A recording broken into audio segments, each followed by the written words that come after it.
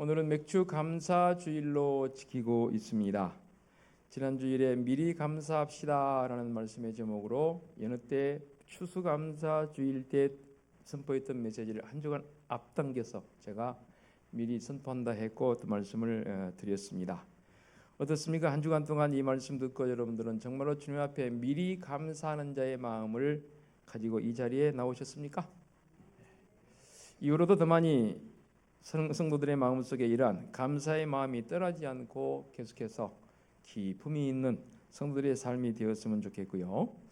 오늘 이 시간 주신 말씀은 이 감사주일에 사랑하는 성도들의 물질관이 나름대로 확립이 되어 있겠지만 말씀을 통해 또 새롭게 한번 다짐해보고 내 물질관을 다져가는 그러한 시간이 오늘 이 본문의 말씀을 통해서 우리 주어지니 그렇게 결단했으면 좋겠습니다.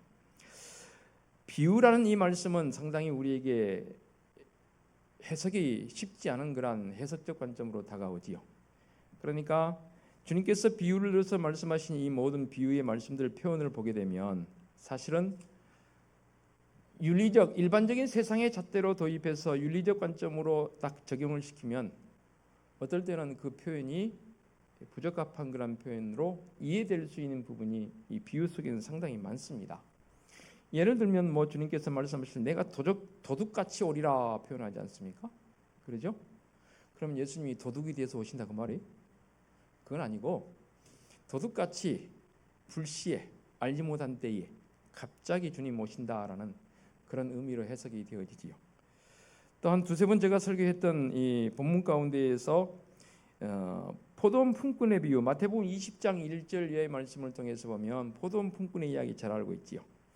어떤 사람이 이제 포도가 무르익어서 포도를 수확하기 위해서 품꾼들을 이제 시장에 가서 이렇게 사서 자기 포도밭에 수확하도록 하기 위한 그 일을 품꾼을 살 때에 이른 아침부터 나와서 일을 했던 사람들, 시간 간격을 두고 일하는 사람들이 있지 않습니까? 그때에 마지막 1시간만 일하고 품삯을 받는 그 사람, 그래서 주인이 1시간만 일한 사람만 먼저 불렀어요. 그리고는 계약한 한 데나리온을 주지 않습니까? 그랬더니 먼저 온 사람들은 야 1시간밖에 일 안 했는데 한 데나리온이면 우리는 최소한 제일 빨리 온 사람들은 8시간 이상 일했으니까 야 더 주지 않겠나? 라고 굉장한 기대치가 있었던 것이죠. 그런데 결론은 뭐였습니까? 똑같이 한 데나리온 말이에요. 그러니까 먼저 온 사람들이 이 주인에게 영어적 표현은 컴플레인을 거는 겁니다. 도대체 뭐냐? 왜 우리가 이것밖에 안 주냐 했더니 주인이 뭐라 그래요? 나와 내 계약한 게 한 데나리온이지 않냐? 내 것 가지고 내 마음대로 내 너희들이 나를 불의하다고 하느냐? 그럴 수 없느니라. 윤리적 관점에서 본다면 이 주인이 하는 일이 굉장히 합당치 않게 들려집니다. 그러나 신앙적 관점으로 도입했을 때는 어떤 관점이에요? 구원이라는 말이에요. 저는 조금 모태 신앙은 아니어도 일찍 교회학교 때부터 신앙을 가져서 저도 신앙의 길이를 따진다면 연수를 따진다면 제법됩니다. 그에 반해서 어떤 분들은 지금 이 자리에 앉아 계시지만 불과 한 5년 10년 내지는 짧은 시간의 신앙적 시간을 가지고 있죠. 저를 예를 든다면 저는 아침 일찍부터 나와서 일하는 사람이 되는 거예요. 그런데 최근에 믿는 사람들은 겨우 1시간 정도만 일하는 사람이 된다는 말입니다. 그런데 공이 주어지는 이 품삯, 우리는 한 데나리온이야 두 데나리온이야 이거에 신경을 쓰지 품삯이라는 게 신경을 안 써요. 품삯은 뭐예요? 우리에게 구원이 은총이 베풀어진 거죠. 그러니까 늦게 믿는 사람이나 먼저 믿는 사람이나 늦게 믿는 사람이나 공이 주어진 은총은 뭐예요? 구원의 은총인 거예요. 그것을 가지고 왜 늦게 받았냐 이렇게 말할 수는 없어요. 다만 제 마음속에 생각되는 거는 그래요. 일찍부터 나와서 일하는 사람들에 대한 상급 하나님께서 저는 예비해 놓으신 줄 압니다. 아니에요? 그러니까 할 수만 있으면 어느 분이 그런 고백하시더라고요. 나도 어려서부터 예수를 믿었으면 좋았을 걸. 누가 왜 나한테 전도를 이렇게 늦게 해줘가지고 이제 지금 믿는 것도 감사한데 기왕 믿었으면 이렇게 신앙생활이 좋은데 이걸 알았다면 일찍 알았더라면 좋았겠다는 아쉬움을 표현하는 분도 제가 만나보기도 했습니다. 그렇듯이 오늘 말씀은 사실 해석이 썩 그렇게 명쾌하게 우리에게 다가오는 말씀의 해석은 하기가 쉽지 않습니다. 그렇지만 한번 해보십시다. 먼저 1절 보겠습니다. 또한 지자들에게 이르시되 어떤 부자에게 청지기가 있는데 그가 주인의 소유를 낭비한다는 말이 그 주인에게 들린지라. 청지기란 말이 등장하죠. 청지기란 이 말 뜻에는 주인의 것을 맡아 관리하는 자라는 뜻이 청지기라는 뜻입니다. 달리 말하면 자기의 소유가 하나라도 있다 없다? 1도 없다. 요즘 젊은 친구들은 1도 없다 그러죠. 하나도 없습니다. 다만 이 사람은 맡아서 할 뿐입니다. 그러니까 맡아서 하니까 주인이 이 권리를 행사하는 거죠. 주인이 달라 하면 주는 거고 주인이 아니라 하면 아닌 거죠. 자기는 맡아서 하는 사람이기 때문에 이 맡은 자의 마음은 결국 뭐냐면 주인의 마음에 합당한 맡음이 돼야 되는 거예요. 내 마음대로 쓸 수 없습니다. 주인의 마음에 합당하게 쓰여질 때에 어느 분이 그런 표현까지 썼었는데 그도 인용합니다. 내가 맡아 있는 동안에 주인의 기쁘신 뜻을 위해서 바르게 사용했다면 그것은 어쩌면 내 것이 되는 것이다 라고까지 표현을 했더라고요. 근본적으로 따진다면 내 것은 아니니까 주인의 것이지만 주인의 그 뜻을 헤아려서 주인의 마음에 합당하도록 내가 물어보기도 했지만 예를 들어서 안 물어보고 썼다 할지라도 주인이 봤을 때 그래 참 잘 썼다 잘했다라고 주인이 칭찬을 한다면 어쩌면 그것은 내 것이나 다름없다라는 그런 표현이 되겠습니다. 언제 주인이 걷어갈지도 모르고 언제 주인이 이것을 당해서 이런 일을 해라고 명령할지도 모르는 게 사실은 대기 상태에 있으면서 관리하는 자가 청지기입니다.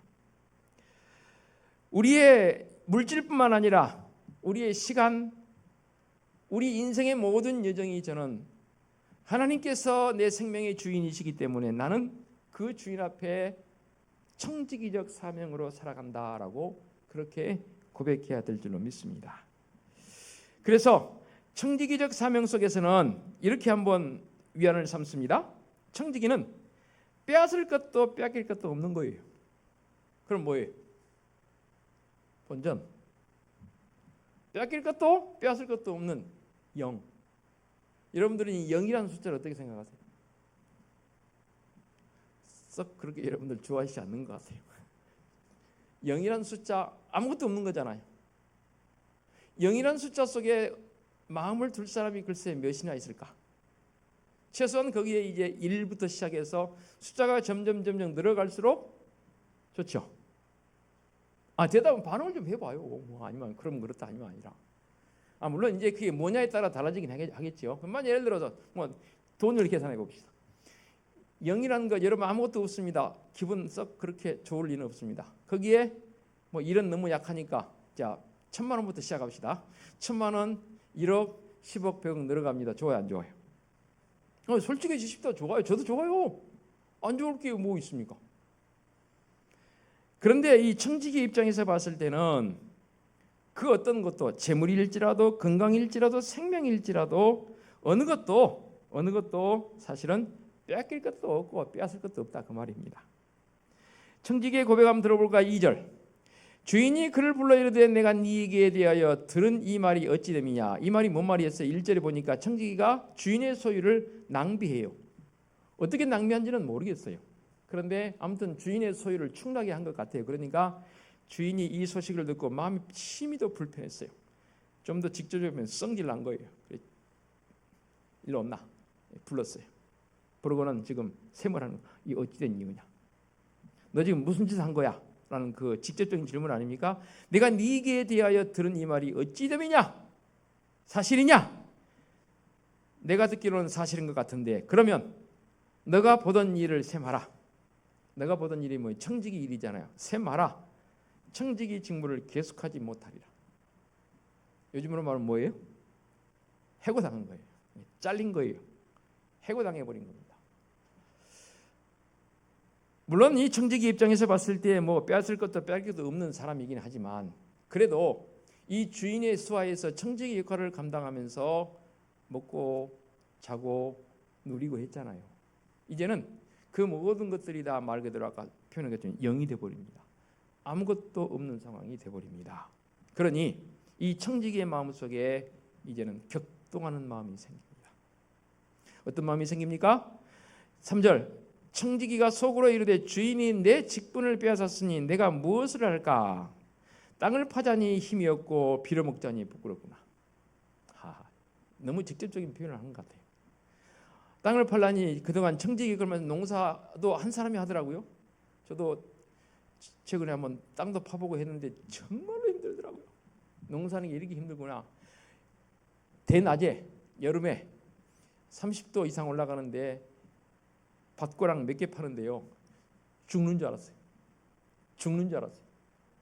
그거 파고는 완전히 번아웃 돼버렸습니다. 땅을 파자니 힘들고 빌어먹자니 너무너무 부끄럽습니다. 어떻게 해야 할까? 계속 보겠습니다. 5절 주인에게 빚진 자를 일일이 불러다가 먼저 온 자에게 이르되 네가 네 주인에게 얼마나 빚졌느냐? 청지기였으니까 그간 주인의 것을 빌리러 온 사람들에게 주인이 이 청지기에게 맡겨서 일을 처리하도록 했을 거 아닙니까? 그러니까 요즘으로 말한다면 장부가 있을 거 아니에요. 주인에게 빌려간 사람들의 그 빌린 내력의 장부가 있을 거 아닙니까? 그걸 청지기가 관리한 걸로 보여집니다. 그래서 그 장부에 있는 대로 사람들을 하나씩 불렀어요. 야, 네가 여기 얼마나 빚졌느냐? 그러니까 이 빚진 자가 기름 100마리입니다. 기름 100마리면 꽤 양이 많습니다. 그 사람에게 너희 증서를 이 증서 위조하자. 요거 없이 해주고 대신에 여기에 50마리라고 써라. 기름 100마리를 반으로 이렇게 완전히 딱 깎아버렸습니다. 그리고 그 다음 사람에게는 또 불러서 야 너가 뭘 빚졌냐 하니까 밀백석입니다.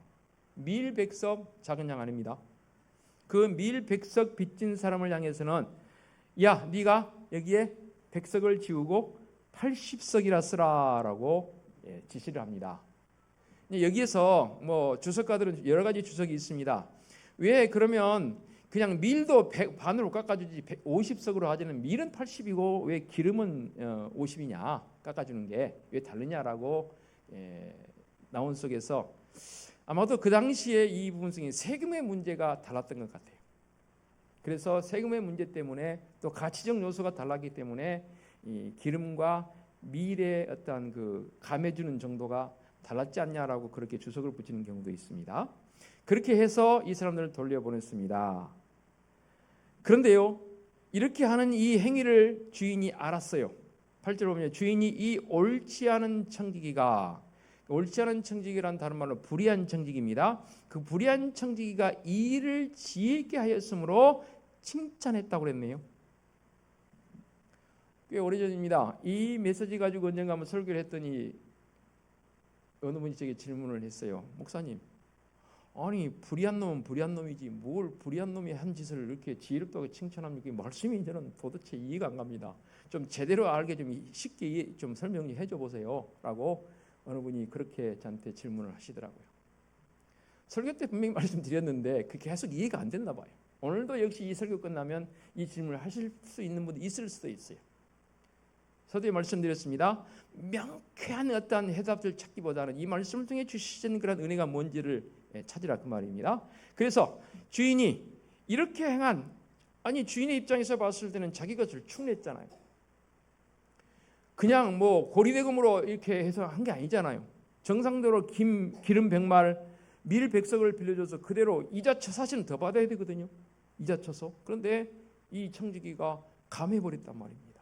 그걸 모른 것도 아니고 주인이 알았단 말입니다. 그러면 오히려 이 청지기를 데려다 놓고 혼쭐을 내고 이 퇴장을 줘도 부족할 판인데 이 불의한 청지기가 행한 이 일을 주인이 칭찬을 했습니다. 그러면서 이렇게 말합니다. 9절 내가 너희에게 말하니 불의한 재물로 친구를 사귀라. 그리하면 그 재물이 없어질 때에 그들이 너희를 영접할 처소로 영접하리라. 주인이 말하는 이 9절의 표현과 아까 잘리기 전에 이 청지기가 하는 표현적 요소가 상당히 유사합니다. 4절 돌아 다시 봅니다. 내가 할 일을 알았도다. 이렇게 하면 직분을 빼앗긴 후에 사람들이 나를 자기 집으로 영접하리라. 요 청지기의 생각과 주인이 지금 9절을 통해서 말씀하고 있는 이 표현과 유사성이 있습니다. 이렇게 함을 통해서 후에 자기에게 돌아올 일들, 미래적 관점이 우리에게 여기서 언급되고 있는 상황이 되어집니다. 미래적 관점이라는 게 뭐 말이냐면 우리는 과거를 어떻게 할 수는 없어요. 그렇지 않습니까? 과거를 어떻게 해볼 수는 없는 일이에요. 이미 지난 일인데 뭐 타임머신 타고 가서 뭐 과거를 바꾸려고 하는 그런 이상한 영화들도 있긴 한데 그건 있을 수도 없는 일이고, 물론 또 미래를 뭐 타임머신 타고 가서 어떻게 해보겠다는 그런 공상과학적 그런 영화도 있지만 그건 별 의미가 없는 거고, 우리는 미래는 어떻게 할 수 없지만, 아니 과거는 어떻게 할 수 없지만 미래는 준비할 수가 있습니다. 미래를 준비하는 사람들을 저는 꿈이 있는 사람이라고까지 표현하고 싶어요. 미래를 준비하는 입장에서 이 청지기적 역할이 뭐냐면 불의한 재물로 어떻게 하라고요? 친구를 사귀라. 그럼 여기서 진짜 궁금한 게 있습니다. 불의한 재물이 뭐냐는 거죠. 뭐가 불의한 재물이냐는 거죠. 주석가들은 이 관점을 상당히 다양하게 해석을 해놨더라고요. 그런데 제 마음속에 가장 근사치로 다가오는 표현이 뭐냐면 불의한 재물은 지금 우리가 손에 쥐고 있는 재물들을 불의한 재물로 봤어요. 그러면 여러분이 노동해서 얻은 수익이 다 불의한 거냐? 그건 아니고 이 땅에 있는 물질이 결국 돈적인 요소가 우리에게는 선하게 다가오는 것보다는 그렇지 않게 다가오는 경우들이 참 많아요. 정정당당하게 내가 노동을 해서 일을 해서 얻은 바 수익이지만 그것이 어떨 때 쓰일 때는 제대로만 쓰이나요? 여러분 제대로만 쓰시는구나. 여러분들은 그렇지 않을 때도 있어요. 또 내가 정정당당하게 버는 것도 아닌 것인데 내게 다가오는 것도 있을 수 있죠. 그래서 제가 늘 말씀드리잖아요. 복권 사지 말라고. 한탕주의 제발 한탕주의 좀 여러분 생각해서 버리라고. 그거 가진들 복권 당첨해서 몇십억 된들 제가 어느 분이 조사했는지 글을 읽었다니까요. 100명이면 100명 다 인생이 되지 않아요. 다 그릇된 길로 가버리더라고요. 그러니까 정정당당하게 노동해서 일해서 버는 그 수익이 우리에게는 진짜 값어치 있는 것이지 불의한 재물들, 불로소득들 결코 일확천금 여러분 꿈꾸지 마시기 바랍니다. 그러나 전체적인 맥락 속에서 이제 이 재물적 요소를 주인은 불의한 재물로 주님께서는 그렇게 표현된 것으로 해석이 되어집니다. 그 불의한 재물일지라도 그걸로 친구를 사귀라. 친구를 사귀라는 말은 어떤 말로 해석이 돼야 될까요? 설령 그게 불의한 재물일지라도 그 물질을 가지고 베풀 때에 그 마음속에 선함을 담으라라는 말로 저는 해석을 하고 싶어요. 그래서 내가 열심히 노동을 해서 일을 해서 열심히 버는 것이지만 나를 위해 쓰이기도 하지만 나 아닌 우리의 가족들을 위해서 이웃들을 위해서 더 깊게는 하나님의 나라를 위해서 쓰이게 되어질 때 저는 그것이 친구를 사귀는 것이다 라고 그렇게 해석을 해봅니다. 그렇다고 해서 여러분들에게 불의한 재물은 게 물질을 모으는데 불의하게 모으라는 말은 아닙니다. 결코 그럴 수는 없는 일입니다. 그렇게 해서도 안 됩니다. 그러므로 불의한 청지기는 미래를 준비하는 지혜로운 사람이었다는 거지요. 장차 자기가 어떻게 되어질지에 대해서 그는 주인으로부터 해고 명령을 받고 내가 어떻게 할까? 어떻게 고민합니다. 일하자니 너무 힘들고 빌어먹자니 부끄럽고 그래 내가 이렇게라도 해서라도 내 미래를 준비해 보리라라는 그 미래적 준비의 요소의 주인은 칭찬을 하는 거죠. 그가 행한 행위적 요소에 대해서는 결코 칭찬받을 요소는 아닙니다. 왜 주인의 것을 지 맘대로 해요? 그럴 수는 없는 일이죠. 자, 그렇다면 불의한 재물로 친구를 사귀는 성도적 삶을 살아감에 있어서 우리는 어떻게 과연 우리의 삶에서 결단을 내려야 할 것인가? 참 중요한 문제입니다. 곰곰이 생각해 보면 우리는 많은 것들을 하나님께로부터 은혜로 받았습니다. 아닌가요? 진짜 은혜로 받았지요. 그래도 우리는 불의한 청지기가 아니고 하나님의 선한 청지기 아닙니까? 저는 그렇게 여러분들에게 선포하고 싶고 그렇게 믿고 싶고 저도 하나님 앞에 불의한 청지기는 아니라고 저는 생각합니다. 어떻게 생각하세요? 여러분들 스스로 한번 생각해 보시기 바랍니다. 그래도 선한 청직이 되기 위해서 오늘도 주님 앞에 예배자로 나온 것 아닙니까? 우리가 가진 것들은 우리의 것이 아니기 때문에 언젠가는 하나님 거두어 가십니다. 그것에 너무 연연하지 말자고요. 그거 붙잡고 이거 붙잡고 있으면 될 것 같은데 아닙니다. 그거 허망하게 놔버릴 수밖에 없습니다. 그러므로 불의한 청지기가 아닌 선하고 지혜로운 청지기가 되어서 불의의 제물로 친구를 사귀며 주님께 감사하며 주님과 교회를 위해서 하나님의 나라를 위해서 내게 주어진 물질을 사용하고자 하는 새로운 물질관, 이것을 우리의 마음속에 확립하고자 사실 오늘 말씀을 준비했습니다. 왜냐하면 여느 때에도 여러분 하나님 앞에 예물을 봉헌하지만 오늘은 특별히 맥주 감사 예물을 봉헌 지금 했잖아요. 그렇다면 이후로라도 내 마음속에 품어야 할 그 생각들, 주님께로부터 칭찬 들을 수 있는 그러한 선한 청지기적 요소로 물질관을 가지고 나아갈 때에 이제라도 그런 물질관이 확립이 되게 되면 세상에 나아가서도 허투루 물질 쓰지 않고 또 믿지 않는 자들에게까지, 제가 늘 봉헌 기도할 때 기도하지 않습니까? 믿지 않는 자들이 부러워할 수 있는 성도들의 경제관, 믿지 않는 자들이 부러워할 정도로 사는 삶의 형태의 모습, 설령 믿지 않는 자들의 마음속에 야 저건 아닌데 나는 저런 속에서는 죽었다 깨어나 나는 못 살아라고 그들은 고백할지 몰라도 나는 살아요. 왜? 내 안에 주님 예수 그리스도가 계시니까. 그 마음이 성도적 마음 아닙니까? 그래서 믿음 가진 거 아니에요? 그거 없다면 믿음 가질 이유도 없는 거죠. 그냥 세상 사람 똑같이 사는 거죠. 말씀의 결론입니다.